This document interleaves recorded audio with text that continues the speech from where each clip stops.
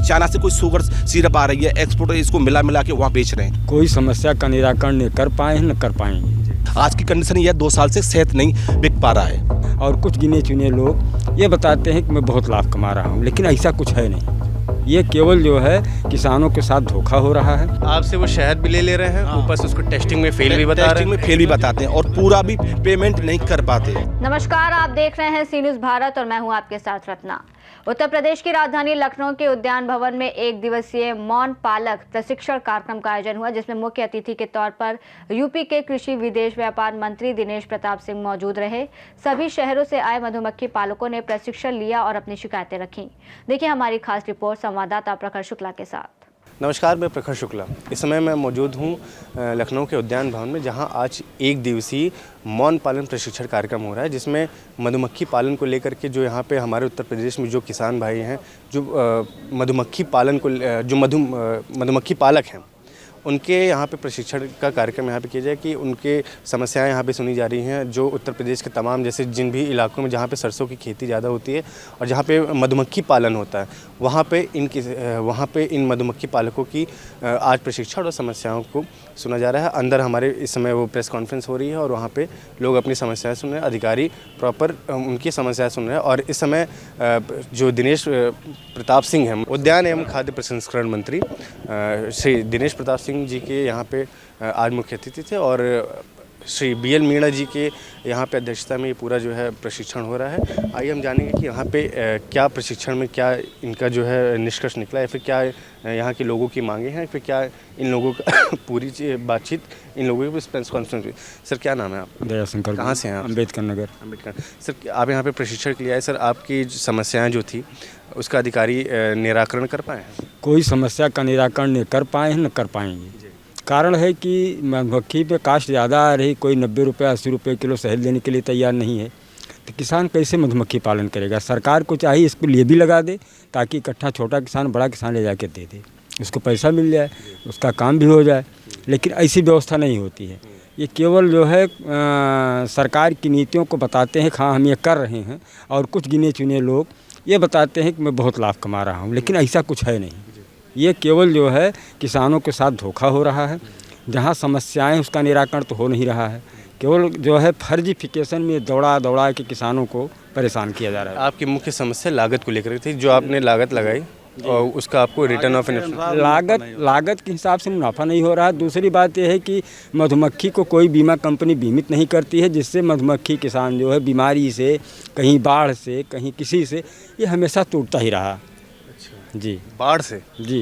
बाढ़ से कैसे? जैसे जहाँ लगाए गर्मी में कड़क पानी आ गया, नहर टूट गई, मक्खियाँ बह जा रही हैं, तमाम बातें हो रही हैं। अच्छा सर, ये मधुमक्खी पालन आप लोग कहाँ खेत में करते हैं, किसी ओपन एरिया में करते हैं कि कहाँ पे करते हैं? ओपन एरिया में होता है। जी। होता क्या है कि जैसे हम बाहरी क्षेत्र में लेकर गए माइग्रेशन के लिए, तो वहाँ हमें जानकारी नहीं है कब यहाँ बंधा टूटेगा, कब क्या होगा, तो हमारी मक्खी बह गई। ये तमाम समस्याएं हैं ना। इसके लिए सरकार कोई सटीक पहलू नहीं बना रही है, केवल किसान को गुमराह करने के लिए दौड़ा रही बस। आपने अधिकारियों से बातचीत की, तो अधिकारी का क्या कहना था? देखिए सबका वही है, सरकार की मंशा के हिसाब से काम हो रहा है, तो उसमें उसके आगे क्या कहना, सारा जवाब तो उसी में आ गया सरकार पे। सरकार की मंशा। आपके हिसाब से सरकार जो है नहीं इस पे ध्यान दे रही है? सरकार इस पर अगर ध्यान देती तो इसका बीमा कंपनी से कहती बीमा करे और हमारी लागत निकले। कौन बीमा कंपनी ऑथराइज है इसके लिए? कोई कंपनी नहीं है। कौन देता है बीमा? बीमा तो जनरल इंश्योरेंस कंपनी हर चीज़ की बीमा कर रही है, लेकिन मधुमक्खी की नहीं। जो प्राइवेट इंश्योरेंस कंपनी है ये या फिर सरकारी? सरकारी थी, हाँ सरकारी हैं, प्राइवेट हैं, कई कंपनियां हैं, बहुत कंपनियां आई हैं, विदेशों से आई हैं, लेकिन कृषि के हर बिंदु पर वो बीमा करती हैं, मधुमक्खी का नहीं करती हैं। सर आपकी यहाँ पे क्या समस्या थी और क्या उसका निराकरण हो पाया? समस्या क्या थी पहले वो बताइए। सर आप अपना नाम बताइए, उसके बाद। देशराज पांडे मेरा नाम है, मैं बहराइच से हूँ। जी।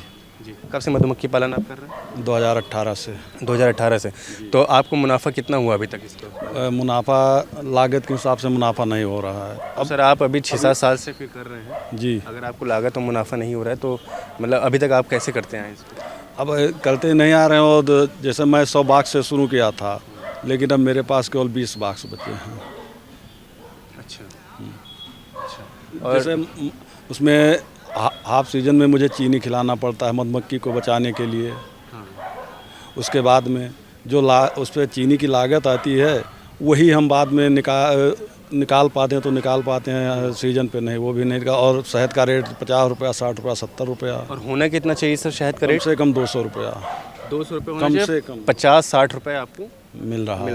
हाँ, तो कैसे में तो जी और मस्टर्ड समय से माल भी नहीं उठा पा रहे हैं। शुभ नाम सर? मैं सतीश शर्मा मथुरा से हूँ। मैं भी एक मधुमक्खी पालक हूँ। सन 2014 से मैं काम कर रहा हूँ। आज सभी हमारे भाइयों की एक ही समस्या है और इस पर सबसे पहले जिस तरीके से किसान क्रेडिट कार्ड ये गवर्नमेंट बनाती है, अगर मधुमक्खी पालन को किसान को अगर आगे बढ़ाना है, हमारे को बी कीपर को आगे बढ़ाना है, तो इस पर एक क्रेडिट कार्ड की एक इसके लिए एक सुविधा की जाए। जिस तरीके से नेशनल बी बोर्ड में रजिस्ट्रेशन होता है मधुमक्खी बी पालक का, उसके हिसाब से उसको एक क्रेडिट लिमिट दी जाए, जिससे क्या है कि वो ऑफ सीजन में माइग्रेशन में उसमें अपने खर्चों की पूर्ति करे। आज की कंडीशन ये 2 साल से शहद नहीं बिक पा रहा है और लोगों का स्टॉक रखा है, तो उनको जीवित भी रखना है, मधुमक्खी को अपनी फैमिली को भी पालना है। माइग्रेशन करते हैं गाड़ी कोयरा के टाइम में, इस टाइम हमारे बी कीपर माइग्रेशन कर रहे हैं, एक्सीडेंट भी हो रहा है, गाड़ी पलट भी जाती है, वो नुकसान होता है, उसकी भरपाई कोई नहीं कर पाता, वो बी कीपर के ऊपर स्वयं जिम्मेदारी बन जाती है। आपने ये समस्याएं रखी अधिकारियों के सामने? अधिकारियों के सामने कई बार हमने समस्या गवर्नमेंट पोर्टल पे जो शिकायत पोर्टल है आपने उन पे शिकायत की? शिकायत भी कई बार डाल चुके हैं, लेकिन कोई सॉल्यूशन नहीं निकल के आया है। लास्ट शिकायत आपने कब डाली थी? करीब इसको एक साल हो गया, 1 साल पहले। 1 साल से अभी तक कोई शिकायत कोई भी शिकायत का कोई समाधान नहीं हो पाया इसका। पोर्टल का नाम बता सकते हैं जिस पे आप शिकायत ये देते हैं? हमने पीएम पोर्टल पे भी डाली थी। और ये आप ये जैसे राज्य के हैं आप हॉर्टिकल्चर विभाग में हमने कई बार प्रार्थना पत्र वहाँ दिया है। और एक सबसे पहले है एक्सपोर्टर जो भी लोग कर रहे हैं इसको, बी कीपर से रॉ मटेरियल को ले रहे हैं, एक्सपोर्टर कर रहे हैं, सबसे बड़ा मुनाफा वो लोग कमा रहे हैं। और एक्चुअली में क्या है कि ये बी कीपर से जो भी शहद लेते हैं ना, वो हाँ मधुमक्खी पालक से जो भी शहद लेते हैं ये लोग क्या करते हैं, एक सबसे पहले तो इनके लिए एक जिले पे एक लेबोरेटरी की व्यवस्था हो, जिससे मैं चैलेंज कर सकूं मेरी ये शहद इस क्वालिटी का है। वो लोग क्या करते हैं, वहाँ माल को ले जाते हैं और लैब में जाके टेस्टिंग फेल बता देते हैं। अब आधा जिस बी कीपर का 5 लाख का शहद है उसको 2 लाख रुपये दे दिया, बोलो बाद में आपका पेमेंट होगा। टेस्टिंग फेल बता देते हैं जिन शहद की, सर वो शहद आपको रिटर्न हो जाता है? नहीं हो पाता, मजबूरी बनती है ना। अगर रिटर्न करने से फ़ायदा क्या हो रहा है, आएगा नहीं, नुकसान आएगा। आपसे वो शहद भी ले रहे हैं, ऊपर से उसको टेस्टिंग में फेल भी बता रहे हैं। टेस्टिंग में फेल भी बताते हैं और पूरा भी पेमेंट नहीं कर पाते। इतना बी कीपर के पास इतना कैपेसिटी नहीं है कि वो एक लैब टेस्टिंग करा सके, क्योंकि उसकी आर्थिक स्थिति बहुत कमज़ोर है इस टाइम। अब जो एक्सपोर्टर होता है इतना पैसा मांगता है वापस, टेस्टिंग का चाहिए, भाड़े का चाहिए, उतना बी कीपर के पास होता ही नहीं कि वो दे सके। जब वो दे ही नहीं पाता है तो फिर मजबूरी में उसका फिर भाई, जैसे कि सपोज करो आप हमको बोले कि अब हमको 1 लाख रुपए दो तब हम आपका माल छोड़ेंगे, और उसके पास 1 लाख रुपए है ही नहीं, तब आपको कहाँ से देगा? आपको 1 लाख रुपए देगा नहीं तो फिर आप जो है उसका माल वापस नहीं करोगे। आप जैसे जब माल वापस नहीं करोगे तो माल उसका जब्त कर लिया जाता है। सर आप जैसे शहद जब उनको देते हो लैब टेस्टिंग के लिए, तो एक छोटा सा सैंपल देते हो ना शहद का, या फिर आप बहुत बड़ी खेप देते हो? सपोज करो हमने गाड़ी में भर के माल भेज दिया, तो वो अगर हम अपने घर पे सैंपल निकाल के टेस्ट करवा लिए तो वो लोग मानते नहीं हैं, सबसे बड़ी बात। तो कुछ नहीं, मुझे सिर्फ ये डाउट है कि जैसे आप जो है जब एक बहुत बड़ा शहद का उत्पादन कर रहे हो, तो उसमें से आप एक डिब्बा कुछ सैंपल के लिए भेजते हो, उस सैंपल को वो मानते नहीं है। एक्चुअली में क्या है, हमारे पास 200 बाल्टी होती हैं, सपोज करो हमारे पास 500 बाल्टी है, 500 बाल्टी में से टेस्टिंग कैसे होगी? वो लोग क्या है वहाँ ले जाके अपनी वहाँ जहाँ उनका स्टोर है, वहाँ प्रोसेसिंग इकाई लगी हुई है, वहीं से वो लैब टेस्टिंग करते हैं। अब हमें क्या पता, हमारे सामने तो वो टेस्टिंग नहीं कर रहे कि हमारा किस गुणवत्ता के कारण हमारा शहद फेल हो रहा है। वो लोग हमारे को तो नहीं मालूम पड़ पाती ना। नहीं है हमारे पे, हमने कोई सैंपल दे दिया या सैंपल टेस्ट करवा लिया, उनको भरोसा नहीं कि वो कौन सा दे देंगे, मतलब किस बाल्टी का दे दिए हैं, तो उनको साफ बाल्टी से सैंपल निकालना रहता है। उसी तरह से जैसे कि सपोज करो कि हमने तो माल भेज दिया, हम तो वहाँ पे बैठे नहीं है, कंपनी ने किस बाल्टी से निकाला या किससे नहीं निकाला है, हमारा ही सैंपल था, हमारा नहीं था, ऐसा कुछ क्लियर नहीं हो पाता है, जिसके चक्कर से आम बी कीपर को नुकसान होता है। नहीं, सैंपल मिलते कि नहीं मिलते, सपोज करो देखिए हमारी बात सुनिए, ज़्यादातर समस्याएं तब आती हैं, सपोज करो आज की डेट में रेट 150 रुपये किलो है, 150 रुपये किलो रेट में हमने माल बेच दिया, और कल को वही मार्केट किसी कारण से डाउन हुआ, 120 रुपये या 100 रुपये किलो बिका, तो अक्सर करके गाड़ियां फेल कर ही दी जाती हैं या हो ही जाती हैं। क्योंकि उनके हाथ में है ना, जानबूझ के फेल कर देते हैं और क्या। उसके बाद मजबूरी में फिर पालक को चैनल के माध्यम से ये जानकारी प्रधानमंत्री महोदय जी तक पहुंचाना चाहता हूं कि एक ज़मीनी स्तर पे जो बी कीपर आज ये इस तरीके से कठिनाइयों से अपना शहद उत्पादन कर रहा है, और जिस दिन मधुमक्खी पालन करना बी कीपर ने मधुमक्खी पालक ने बंद कर दिया ना, उस दिन ये भी सृष्टि 4-5 साल के बाद सृष्टि भी नष्ट हो जाएगी। तो सबसे पहले सरकार का मंशा ये है कि बी कीपर को मजबूत किया जाए। इसके लिए क्रेडिट कार्ड की एक सुविधा की जाए, उसको एक नियमित सीमा के आधार पर, जैसे 200 पेटी बॉक्स है किसी के पास, नेशनल बी बोर्ड में उसका रजिस्ट्रेशन होना चाहिए। उसके आधार पर उसको 2 लाख रुपए के 2.5 लाख रुपए की क्रेडिट कार्ड दी जाए, जिससे कि वो शहद नहीं बिकता है, या उसके स्टोरेज का गवर्नमेंट उसका इंतजाम करवाए, कंपनसेशन अमाउंट। उससे क्या है, वो अपने खर्चों की पूर्ति करे। और मैं प्रधानमंत्री मोदी जी से यही कहना चाहता हूँ कि बी कीपर का विशेष करके ध्यान दें, और एक्सपोर्टर पर भी ध्यान दें कि एक्सपोर्टर हमारे भारत में कितना शहद उत्पादन हो रहा है, कितना एक्सपोर्ट कर रहा है। इसमें क्या है, अभी चाइना से कोई शुगर सिरप आ रही है, एक्सपोर्टर इसको मिला के वहाँ बेच रहे हैं। आज की कंडीशन बहुत ख़राब हो चुकी है शहद की।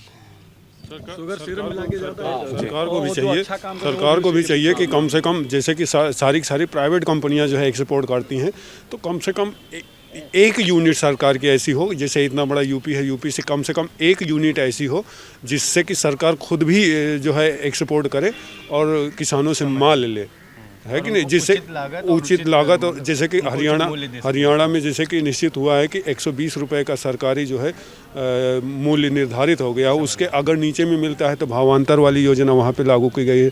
तो इस तरह के भी पहल किए जा सकते हैं कि अगर, और एक कम से कम ज़िले में नहीं तो कम से कम प्रदेश में तो एक मंडी होनी चाहिए शहद की भी, कम से कम इतना होना चाहिए। ठीक है, तो अभी ये कीपरों के लिए थोड़ी सी एक और मैं कहना चाह रहा हूँ, इनके लिए कोई लोन की भी सुविधा की जाए, जिससे क्या है कि ये अपने बिजनेस को भी बढ़ाएं। हाँ, एक बिजनेस इनको थोड़ा सा लोन भी दिया जाए। समझ। एक आखिरी सवाल और है कि ये बताइए कि सरकार के लिए कितना ज़रूरी है इस क्षेत्र में ध्यान देना? सरकार को सबसे पहले 100% इसी पे क्षेत्र पे, अगर मान लीजिए ये चला जाता है तो क्या प्रभाव पड़ेगा? अगर ये चला जाता तो सबसे पहले हमारा जो भी हम क्रॉप के सरसों की खेती करते हैं, तो उस पर सबसे पहले तो इस पर उत्पादन पर फर्क पड़ेगा। पॉलिनेशन से जो भी पैदावार हमारी बढ़ती है वो डाउन हो जाएगी, और जो भी आज पेड़ पौधे ऑक्सीजन, जो भी हम ऑक्सीजन ले रहे हैं, ये भी हमारे 4-5 साल के अंदर मनुष्य जो जीवन आज उसका भी दुश्वार हो जाएगा। अगर इस पर सरकार ने ध्यान नहीं दिया तो मनुष्य जीवन भी खत्म हो जाएगा। अन्य जगहों पे कंपनियां और सरकार भी पॉलिनेशन के लिए किसानों को पॉलिनेशन भत्ता भी देती हैं, जैसे हिमाचल हुआ अपना, और गुजरात वगैरह हुआ। गुजरात में भी जो है पॉलिनेशन भत्ता देते हैं लोग। तो सरकार को कम से कम पॉलिनेशन भत्ता नहीं मिल रहा तो कम से कम जो हम लोगों का उत्पाद है, किसान का कोई भी उत्पाद हो, अगर किसान का उत्पाद उसके टाइम से बिक जाता है तो जो किसान की जो आर्थिक समस्या है, वो आर्थिक समस्या जो है ऑटोमेटिक कम हो जाए, मतलब जो समस्या से निजात मिल जाएगा। उसका माल बिक गया तो उसके पास पैसा हो गया, जब पैसा हो गया तो कोई ज़्यादा बड़ी समस्या नहीं रहती है। तो सबसे ज़्यादा ज़रूरी है कि किसान का समय पे माल बिके और माल का उचित रेट मिले।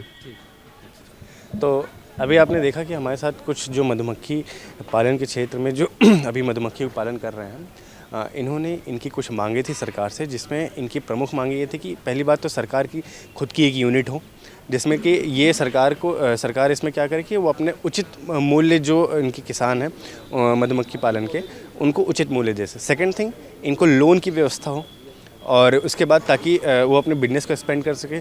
थर्ड थिंग कि इनको जो है क्रेडिट कार्ड की सुविधा दी जाए। इनको क्रेडिट, जैसे मान लीजिए अगर इनका लैब टेस्टिंग में इनका सैंपल फेल हो जाता है तो उसके बाद इनको वहाँ पर इनको जो कंपनसेशन अमाउंट है लगभग 1.5 से 2 लाख रुपए इनको कंपनसेशन अमाउंट दिया जाए। अब आप समझिए कि जिस हिसाब से अभी बातचीत में और भी हमने इससे पहले बातचीत की तो उसमें पता चल रहा था कि एक्सपोर्ट बाहर किया जा रहा है, और जो बाहर जो प्राइवेट कंपनीज़ हैं वो इसको एक्सपोर्ट करके बाहर ले जा रही हैं। ऐसे में क्या होता है कि इनकी जो लागत है, अब बाहर ले जाने पर उनके एक्सपोर्ट ट्रेड्स, इनके जो एक्सपोर्ट टैक्सेस हैं वो बढ़ जाते हैं, जिसकी वजह से इनको यहाँ पे नुकसान झेलना पड़ता है उसकी वजह से। और जो शहद इनको 150 से 200 रुपये किलो मार्केट में जाना चाहिए, उनको 80 से 90 रुपये किलो इनको देना पड़ा है, जिसके चक्कर में इनको आए दिन घाटा। वहीं मुनाफा जो इनको पहले होता था, आज के लगभग जो आज आपने देखा कि 6-7 साल से लोग कर रहे हैं इस काम को, जो इनको पहले मुनाफा होता था एक शहर के 500 जो है डिब्बों बेचने पर, मान लीजिए अगर इनको पहले 1 लाख का मुनाफा होता था तो अब वो घट करके 30,000 40,000 और वहीं इनकी लागत भी है, तो इनको कुछ मुनाफा नहीं हो रहा है। ऐसे में प्रशिक्षण कार्यक्रम में जो चीज़ें हुई, जो यहाँ पे अपनी जो किसान यहाँ पे अपनी समस्याएं रखे, उस पर अधिकारी उनकी क्या राय रही, अधिकारी ने इनको क्या कहा, सरकार से इनकी किसानों की क्या डिमांड है, ये सब आपने अभी जाना इस खास कवरेज में। इसी तरीके की और खास कवरेज के लिए देखते रहिएगा सी न्यूज़ भारत। कैमरामैन दीपक के साथ मैं प्रखर शुक्ला। खास रिपोर्ट में फिलहाल इतना ही। देश और दुनिया की तमाम बड़ी खबरों के लिए आप देखते रहिए सी न्यूज़ भारत।